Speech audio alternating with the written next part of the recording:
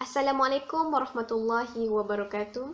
Kami dari kumpulan 6 akan menceritakan satu topik yang bertajuk zina.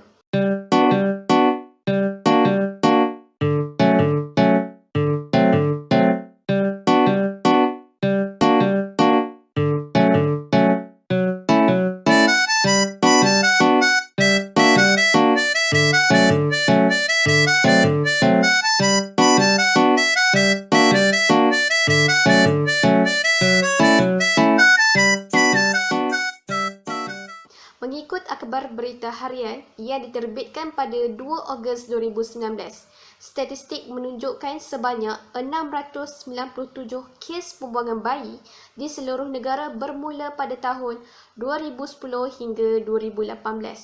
Hal ini menunjukkan zina adalah salah satu penyumbang utama kepada kes pembuangan bayi di Malaysia. Jadi, objektif kami pada hari ini adalah untuk menerangkan tentang definisi, faktor, kesan, langkah-langkah untuk mengatasi zina dan juga hukuman ke atas penzina. Pertama sekali, apa yang anda faham tentang zina? Okey, seperti mana yang anda tahu, zina adalah persetubuhan yang tidak sah atau haram di antara lelaki dan perempuan yang tidak terikat oleh hubungan pernikahan yang sah menurut syariat agama tanpa adanya paksaan dan dilakukan secara sedar. Secara umumnya, zina bukanlah hanya apabila manusia melakukan hubungan seksual, tetapi segala aktiviti yang merosakkan kehormatan manusia dikategorikan sebagai zina.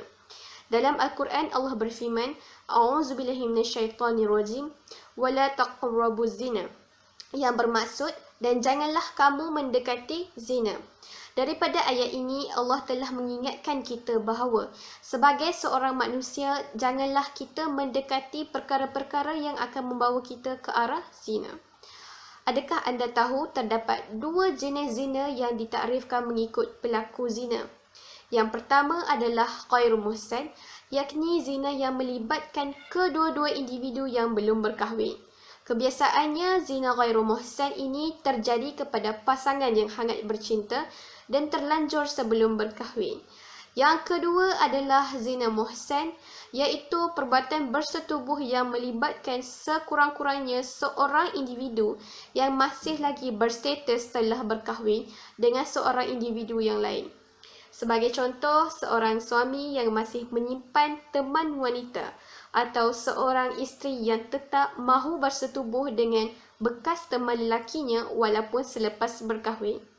Syarat untuk jatuh zina muhsan ini adalah apabila pelakunya telah bernikah dan berjima dengan pasangannya, sudah baligh, berakal serta melakukan perbuatan terkutuk itu dengan hati yang rela tanpa dipaksa oleh mana-mana pihak.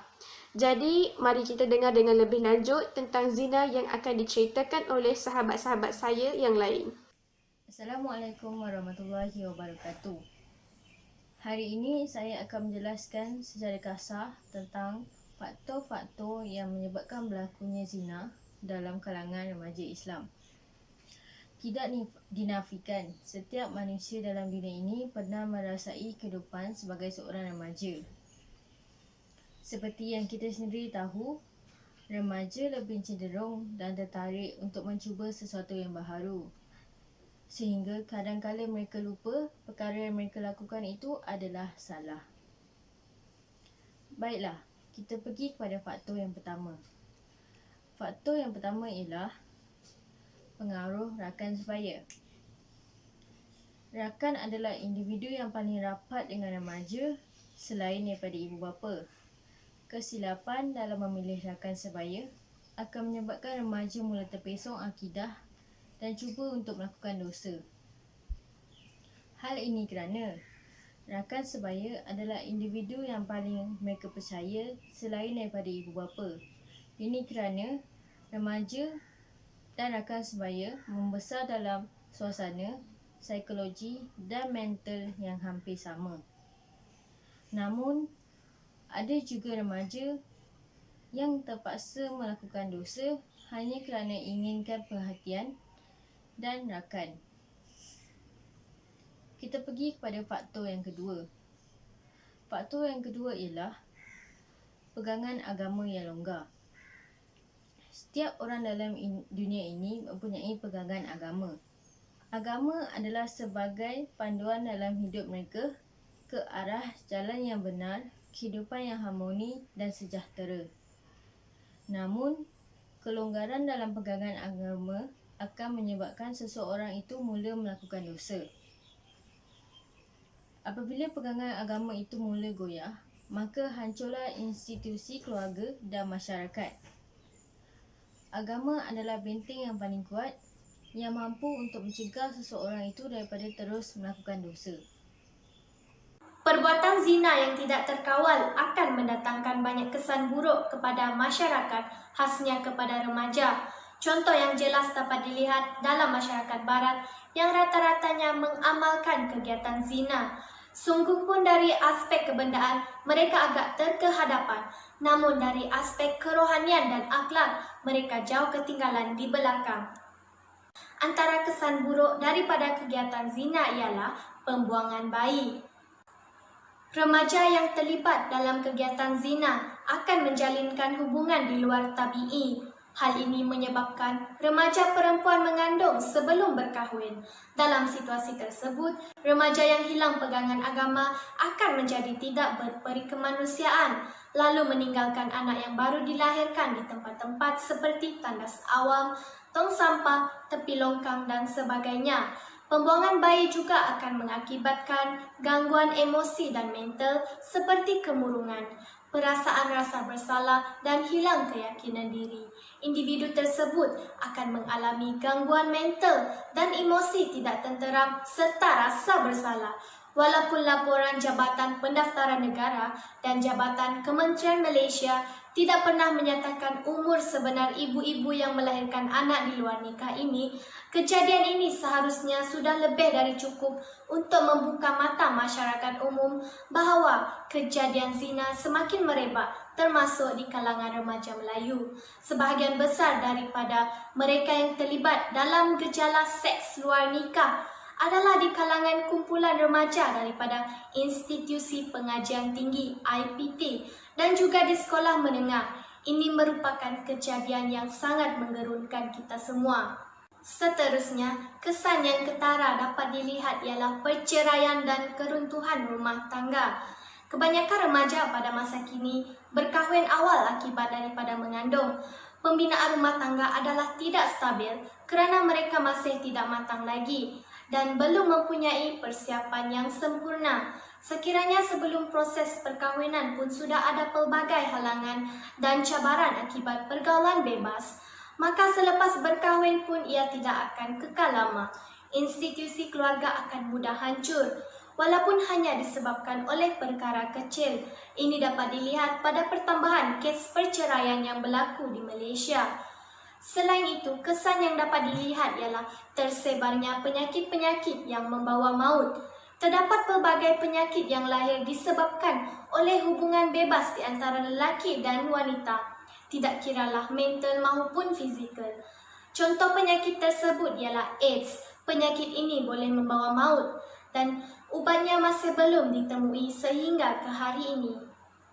Seterusnya saya akan membentangkan tentang langkah-langkah pencegahan zina. Semakin hari cabaran globalisasi yang semakin menghimpit kerana nilai moral dalam setiap individu menjadi semakin pudar, menyebabkan permasalahan kes seksual ataupun zina dalam kalangan remaja menjadi perkara yang biasa untuk didengari di segenap empat penjuru. Perbuatan yang kurang moral ini sepatutnya dicegah kerana mencegah lebih baik daripada mengubati. Langkah-langkah pencegahan yang boleh dilihat pada sudut Islam serta melalui pendidikan ilmu kejantinaan dan perkara yang akan dituntut oleh Islam. Dalam Islam, pencegahan zina ataupun seksual telah pun ditekankan. Antara pencegahan yang telah ditekankan adalah seperti mengasingkan tempat tidur anak-anak ataupun adik-beradik, melarang anak-anak untuk masuk ke dalam bilik ibu bapa pada waktu yang tertentu, mengelak daripada berduaan dengan individu yang berlainan berjantina, memilih rakan yang baik serta memperbanyakkan amalan. Mengasingkan tempat tidur anak-anak telah pun ditekankan dalam Islam agar ibu bapa memisahkan tempat tidur anak-anak dari kecil kerana ingin menjaga batas aurat sesama keluarga. Langkah ini bertujuan untuk mengelak mengelakkan daripada fitnah ataupun terbangkitnya nafsu syahwat antara adik-beradik. Contoh yang boleh dilakukan adalah satu tilam adalah satu anak ataupun satu tilam tetapi tidak bersentuhan antara satu sama lain. Seterusnya adalah melarang anak-anak untuk masuk ke dalam bilik ibu bapa pada waktu tertentu adalah satu langkah pencegahan yang boleh diambil. Terdapat dua waktu yang dilarang untuk masuk ke dalam bilik ibu bapa iaitu antara Zuhur dan Asar dan antara Isyak dan Subuh. Ini kerana khawatiri perkara yang sepatutnya tidak dilihat oleh anak-anak ditunjukkan. Seterusnya mengelakkan diri daripada berdua-duaan dengan individu yang berlainan jantina. Salah satu langkah yang boleh mencegah zina ini daripada terus berlaku. Perkara ini membimbangkan kerana ia boleh membawa kepada perkara yang tidak tinggi seperti berlakunya zina. Pemilihan rakan yang baik adalah mempengaruhi diri kita sendiri. Kita perlu memilih rakan yang benar-benar membimbing kita ke jalan yang lurus dan bukan memilih rakan yang menjerumuskan kita ke arah kejahatan. Ibu bapa juga harus mengetahui dengan siapa anak mereka berkawan untuk mengelakkan daripada anak-anak terjebak dengan suatu perkara yang kurang bermoral dan tidak sihat. Kita harus mengikut atau menjadikan sahabat Rasulullah SAW sebagai contoh dalam bersahabat. Mereka mengasihi antara satu sama lain kerana Allah SWT serta bertemu dan berpisah kerana Allah SWT. Selain itu, daripada langkah-langkah yang dinyatakan di atas adalah dengan memperbanyakkan amalan juga adalah salah satu langkah untuk mencegah zina. Hati boleh dirawat dan dipelihara apabila kita perbanyakkan amalan. Hati boleh bersih dan jernih adalah hati yang selalu mengingati Allah. Contoh amalan yang boleh dilaksanakan adalah selalu berzikir, selalu memuji kebesaran Allah, selalu membaca Al-Quran dan mendengar ayat suci Al-Quran. Bukan itu saja, kita perlu menjauhi perbuatan nahi munkar seperti elakkan diri dalam hidup kita. Assalamualaikum warahmatullahi wabarakatuh. Jadi saya akan menerangkan tentang hukuman bagi jenayah zina. Hukuman kepada penzina menurut Al-Quran dan As-Sunnah ialah hukuman hudud. Hukuman hudud ini tidak boleh ditambah atau ditolak kerana ianya telah ditetapkan kadarnya oleh syarak. Hukuman bagi penzina terbahagi kepada dua iaitu penzina muhsan dan hukuman kepada penzina bukan muhsan. Bagi penzina yang memenuhi ciri-ciri penzina muhsan akan dikenakan hukuman rejaman dengan batu sehingga mati. Batu yang digunakan adalah tidak terlalu besar ataupun tidak terlalu kecil dan hukuman ini akan disaksikan oleh orang-orang Islam. Manakala bagi penzina bukan muhsan, hukumannya adalah 100 kali sebatan dan dibuang negeri. Hukuman rotan ini menggunakan rotan yang tidak terlalu tebal atau terlalu nipis. Sebatan dilakukan di merata anggota badan kecuali muka, kepala, dada dan kemaluan. Orang yang mengenakan hukuman ini tidak boleh mengangkat rotan melepasi paras kepala. Bersalah dihukum dengan memakai pakaian yang nipis. Manakala bagi penzina yang didapati mengandung ataupun sakit akan ditangguhkan hukumannya.